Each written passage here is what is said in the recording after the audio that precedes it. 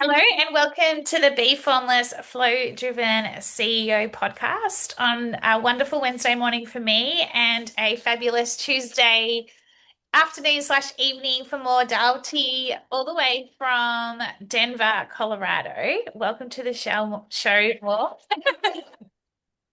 Yes, thank you so much. I'm really excited to be here.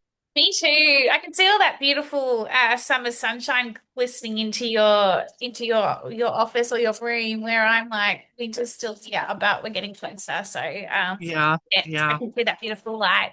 But I am super excited to talk to you because, like I said, when I read your profile, I was like, wow, we have got a lot to chat about. There's quite a few synergies in terms of I won't say that the fact that you're a licensed anesthesiologist, oh gosh, my language is Uh-huh. wonky, a psychotherapist, coach, and founder of Physician Vitality Services, Mhm. which is a Yeah, clinical and coaching practice. And I love that integration of the clinical and coaching. And it's based in obviously in Colorado to support physicians, healthcare professionals, and individuals. And this is where I feel like there's some real interesting synergy through burnout, trauma, and systemic stress, which is what yeah, I've experienced. And coming out, I will say now on the other side after quite a few years. You have a degree in medicine, you have degrees in medicine and clinical mental health counseling.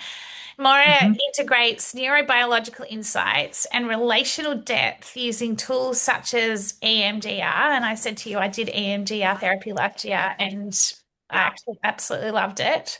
I might get you to explain to the people on the show what that's about as yeah, well, if that's yeah, okay. yeah. I'd be Psychodynamic delighted. therapy and coaching.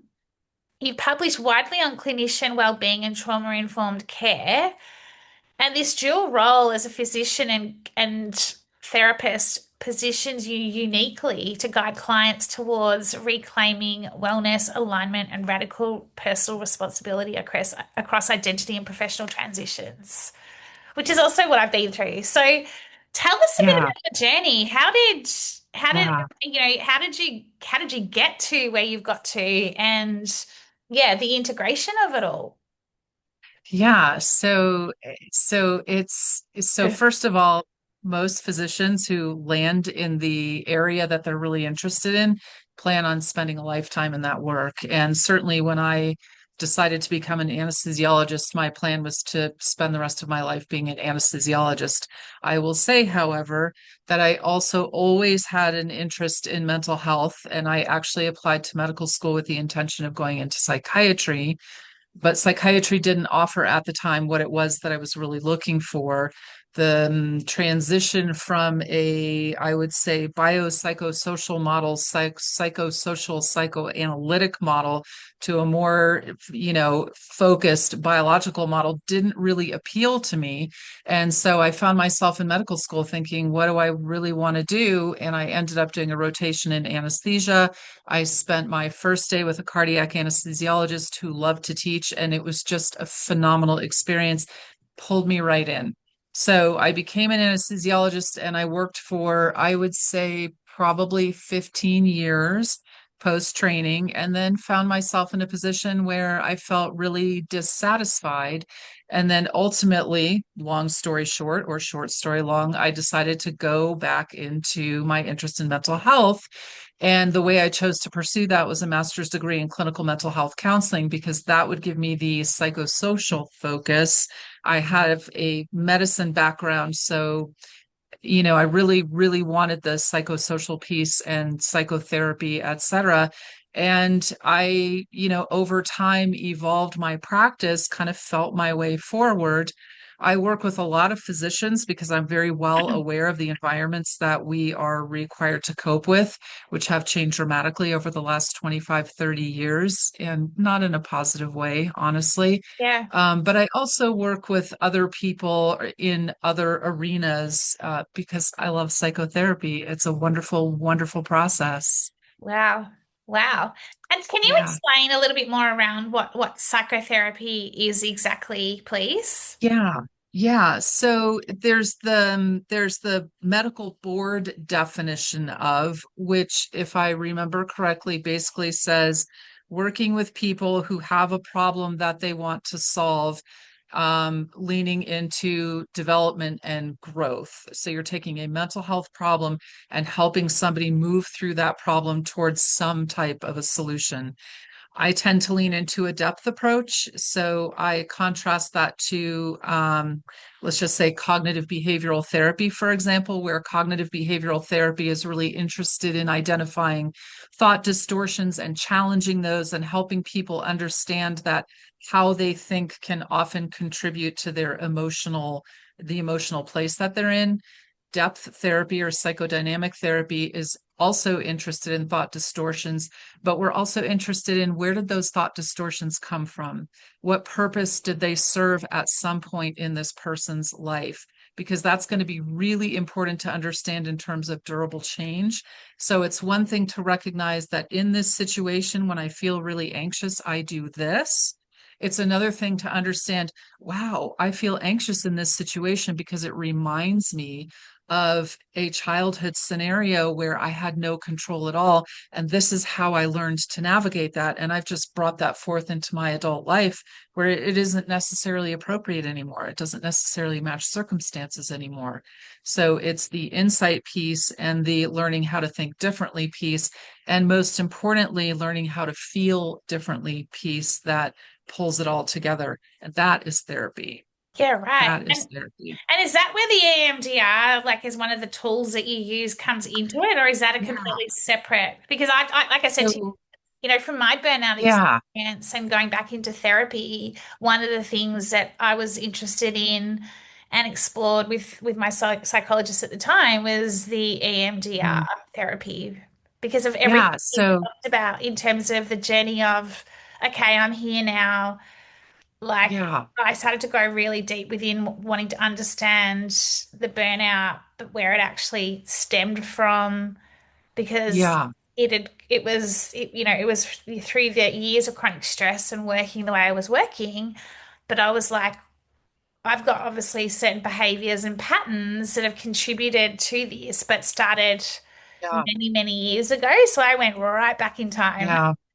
Hmm. Yeah, so I'll talk a little bit about EMDR, and I'd be really curious to hear what, if anything, resonates with your experience. One of the things I love about EMDR is the clinician kind of steps back out of the way, and it is a process where a person really just starts to. So first of all, we get into a place with it's a dual processing experience, right? So we either use a light bar and have you follow it with your eyes, or we have people tap, so there's a bilateral piece to it while you just watch your thoughts pass through like you are a passenger on a train watching it pass through. And the fascinating thing is you'll start with a particular memory and just see where things go. And what happens is people start to make connections that they wouldn't necessarily have made as overtly in talk therapy, where they'll remember something and then remember something and it feels completely disconnected.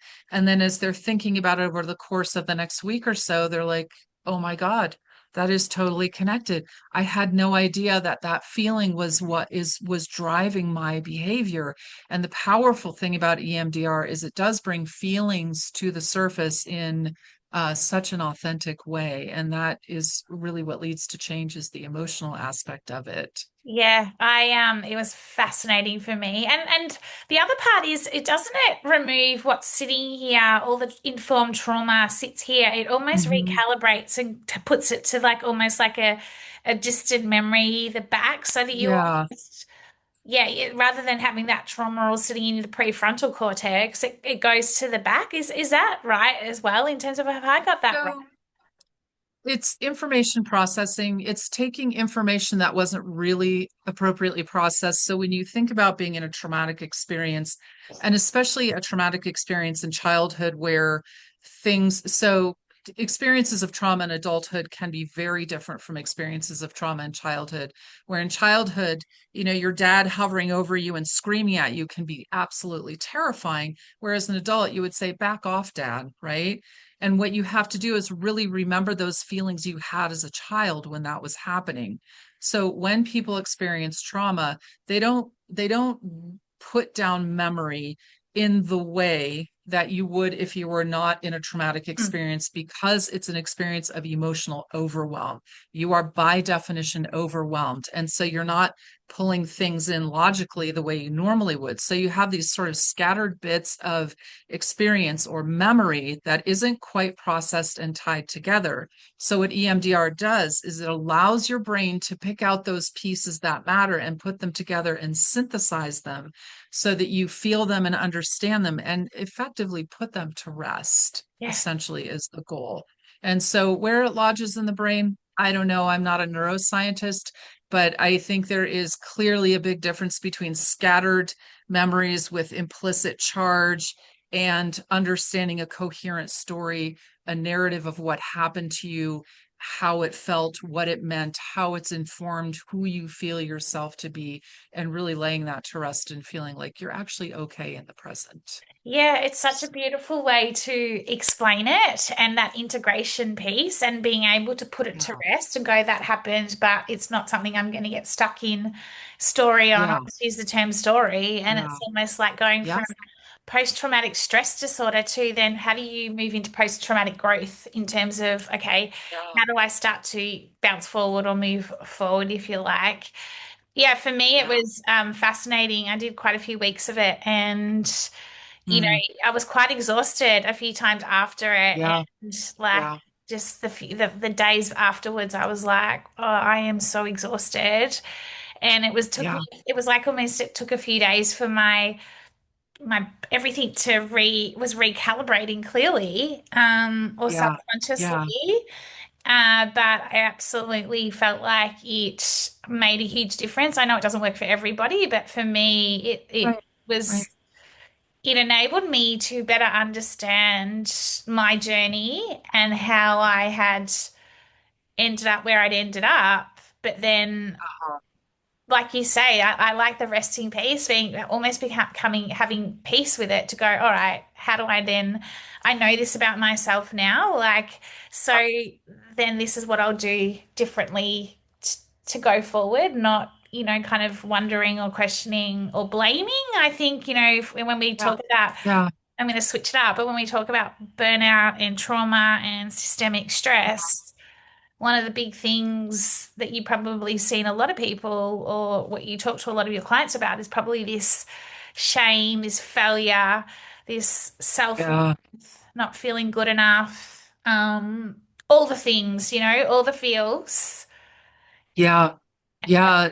really, So mm, burnout, I mean, it is really a process where you drive yourself into the ground, right? People drive themselves into the ground. Why do you drive yourself into the ground or let that happen?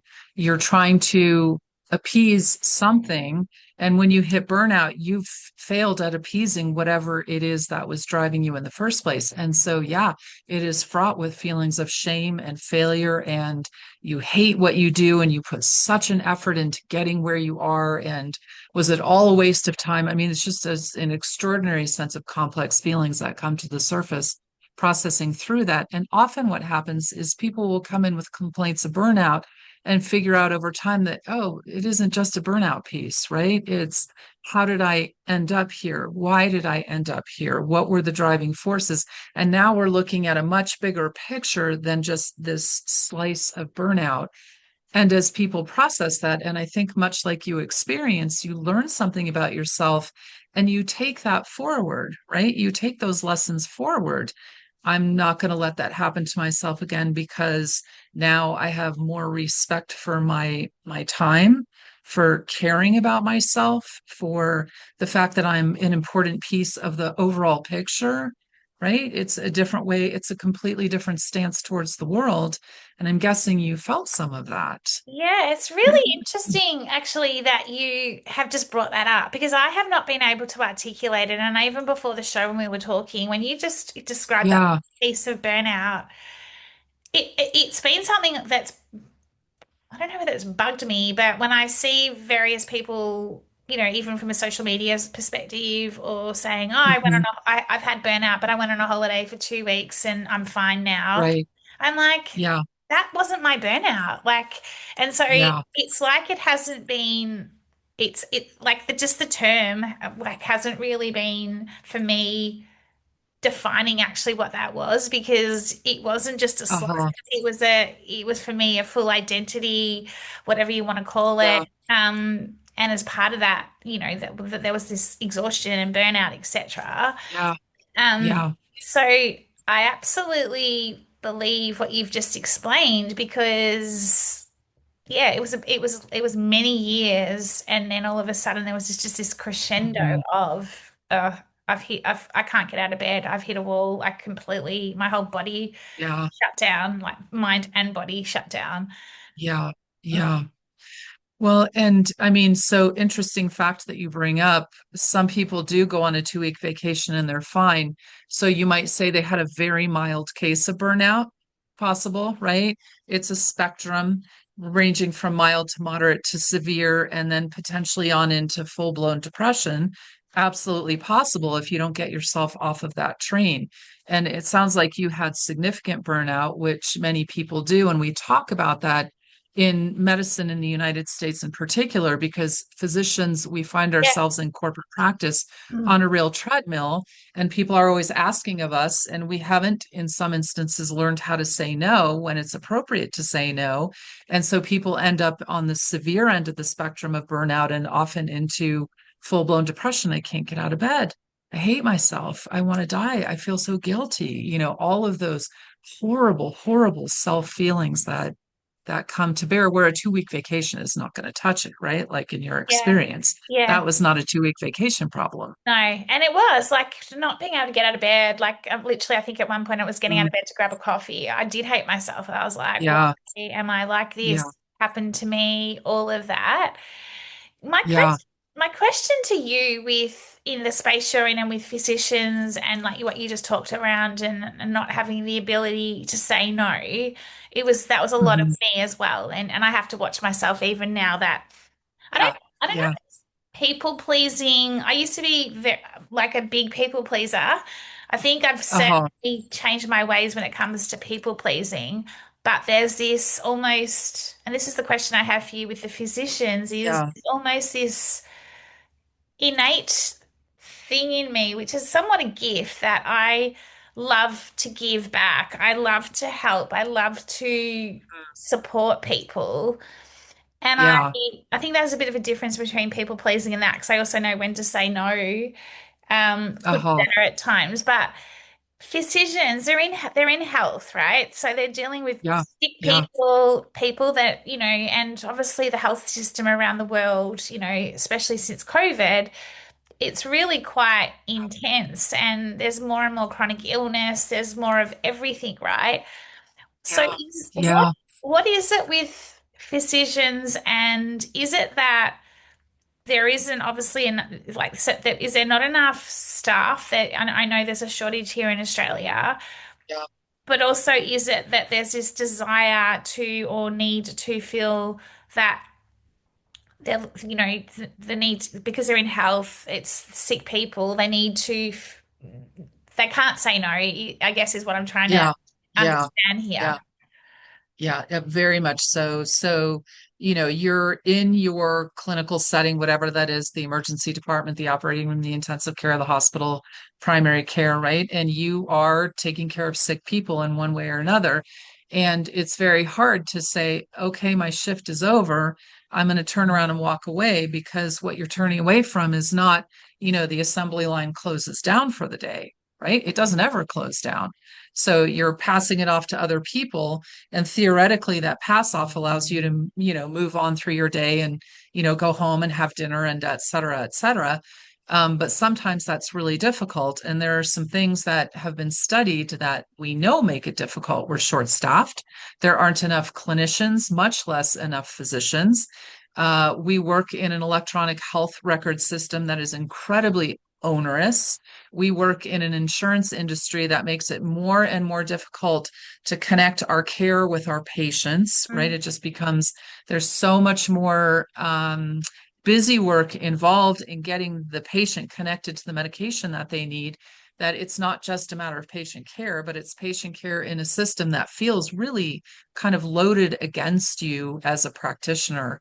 And that has gotten quite a bit worse over the last 20 years. It didn't used to be quite so bad, but it's progressively become more and more onerous. So you're in this system that's really difficult to navigate. You're taking care of very sick patients.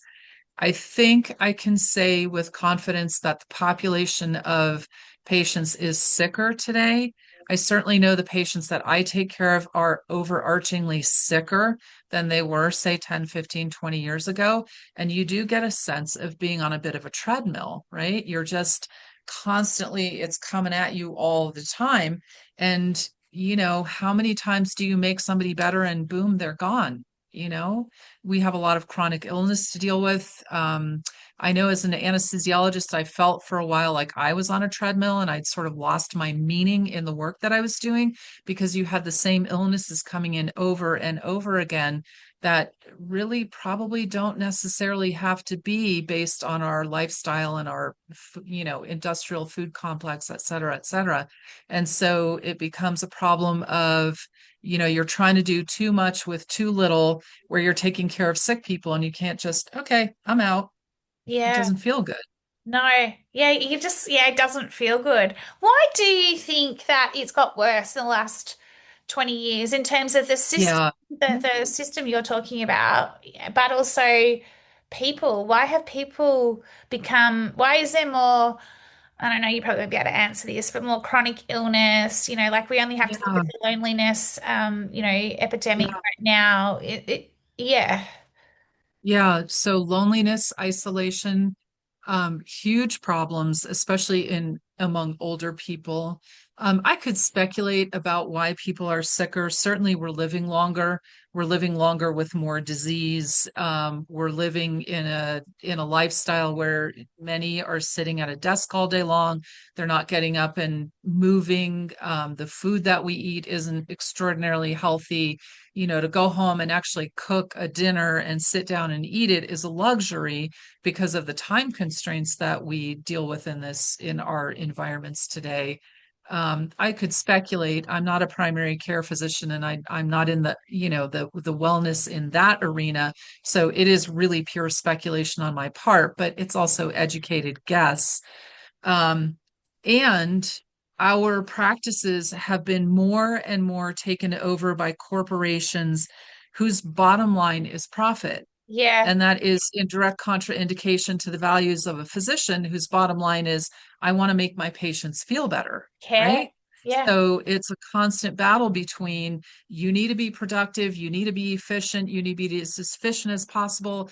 In fact, we're going to ask you to be more efficient. We're going to have you take on more patients because that's the for-profit model driving the system now almost entirely. And we're trying to fit into that as physicians. And it is very, very difficult. And in fact, what a lot of physicians are doing today, and particularly in primary care, is they're stepping out of the corporate world and saying, you know what, I'm just going to open my own practice. I'm not going to take insurance anymore. I'm going to have a panel of patients that I can actually work with in the way that I trained to work with. And so that's certainly a movement that's happening in direct um, indirect as a result of the corporate practices that we find ourselves in today. I will tell you, physicians were much more involved in how the day to day ran when I was in training in the late 90s compared to today. It's a totally different world. yeah, it's fascinating, isn't it? It's almost like we've regressed, and yet there's this Yeah, old world, this old system, and then there's this yeah, emerging world, emerging system like you're yeah, talking about, where clinicians are going into their own private practices because they know there's a yeah, better way, and ultimately, at the end of the day, abundance profit follows. Like yeah, I yeah, see, in a lot of businesses, and even when in the last business I was in, it was constantly this pressure, hit your numbers, yeah, margins, yeah, raising the yeah, margins. It's just like, I don't know how we're going to hit those numbers. And everyone was yeah, exhausted. Everyone was so demotivated, not yeah. engaged, Demoralized. Yeah, demoralized. And I think that yeah, contributes a lot to what we're talking about here, which is that systemic stress, Hmm. the burnout Yeah. and almost like the traumas from, they pop back up from, however long ago because you are in survival mode, is what I like to think. Yeah. There's this Yeah. survival mode that comes back at you or into you because that's how you survived whatever happened to you, whether it was many years ago, and it's always informed the Yeah. way you respond to these sort of situations. And I think that Yeah. for Yeah. me, and I'd love your thoughts on this, I think that there's a big it's a big mission that we need to solve in the world, not just within health and but in from a global perspective. And that's the mission I'm on now as well, in terms of there's a better way to live, there's a better way to lead, there's a better way to do business, and Yeah. it's not that. Yeah, 100% agree. I mean, my one of my overarching goals in career segueing was cultural shift because we so desperately need cultural shift. We certainly need it in medicine. We probably need it in an overarching sense. I'm hearing you describe so many of the same things that, I listen to people talk about in my practice and that I experience and that my colleagues experience. It isn't special to medicine. It isn't special to the United States. It's probably a global phenomena in some senses. And I'm hearing you really talk about some of the same things that, it really resonates, in other words. Yeah, yeah.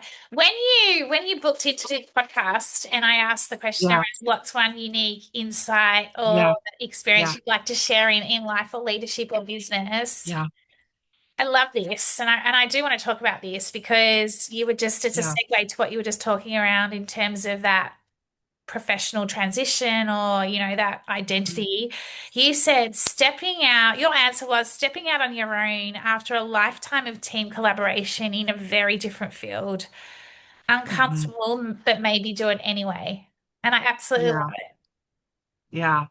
So it was really hard to step out. I mean, I had a life, I had everything all organized. I had a pretty solid way of chunking away for retirement. And to step off of that was a real risk. It was a real risk. And at the same time, I knew that if I continued down that path, I would just continue to be more and more unhappy. I was missing something really important. So ultimately, I decided to take the leap. And I'm so grateful that I did because I'm in a completely different place right now. And so when I hear people asking kind of tentatively, is there another option? I like to say, yes, yes, there is. But you have to go find it. You have to go find what it is that kind of floats your boat and drives your inner source of strength and what's important to you. And, I love the Joseph Campbell follow your bliss. It's beautiful, but you also have to pay the bills, right? So you have this balance of, okay, I have this problem in front of me. I got to figure out how to solve it. There are an infinite number of possibilities, what's going to work for me. And yes, there is something out there for me. I don't have to stay on the treadmill. I don't. I Nobody love, says love, that. love, love it. Because that, again, like Yeah, this is the synergy here because I did that. yeah, I could yeah, have kept doing it. I could have gone and taken another, MD, CEO role in another advertising agency yeah, once I'd recovered. yeah, I just knew if I did that, I'd be jumping back on the treadmill. And so yeah, I had to dig deep and go, what is it that I want to do? yeah, But you're right. yeah, There's also then paying the bills, and it's been the most yeah, uncomfortable of uncomfortable journeys. And yeah, again, we were talking yeah. pre-show that you go from here and then you're back down to here, and then you're like, Yeah, I'm now in a completely different industry or yeah, field, and here I am. But there's so yeah, much you take from what you did previously and yeah, apply it absolutely. to what you're doing now. But again, society and I can't really think of the word right now. Almost like probably don't see it in not everybody sees it in the way we see it in terms of just because I'm not that anymore or doing that anymore, Oh, I'm doing this. I'm still the same. I'm still the same person. I've Yeah, still got a yeah, lot of the same skills. I'm actually a better person now. I'm yeah, because I'm fulfilled. I'm happy. I'm doing what I actually love doing. yeah, But I've still got to learn yeah. the skills, and it's a better integration of myself. Does that make sense, what I'm trying to say Oh, here? that really resonates. Yes, that makes total sense. Yeah. I am conscious that we have probably 1 minute to go. Oh, okay. I know we could keep talking, right? But I know that you've Yeah. probably got, Oh, we could. the Yeah. rest of your day to go.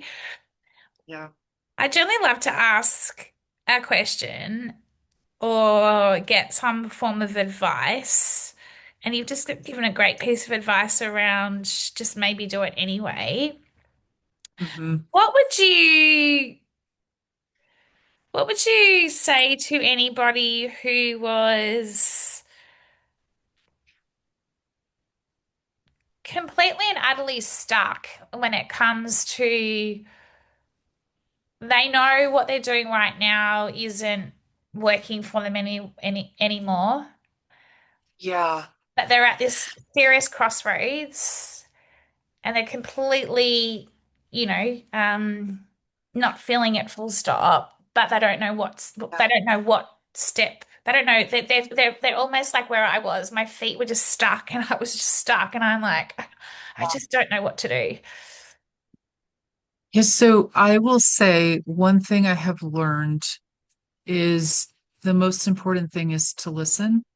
And so when somebody is talking and they're feeling stuck, and I have a sense for that, I really lean into hearing what it is that they're saying.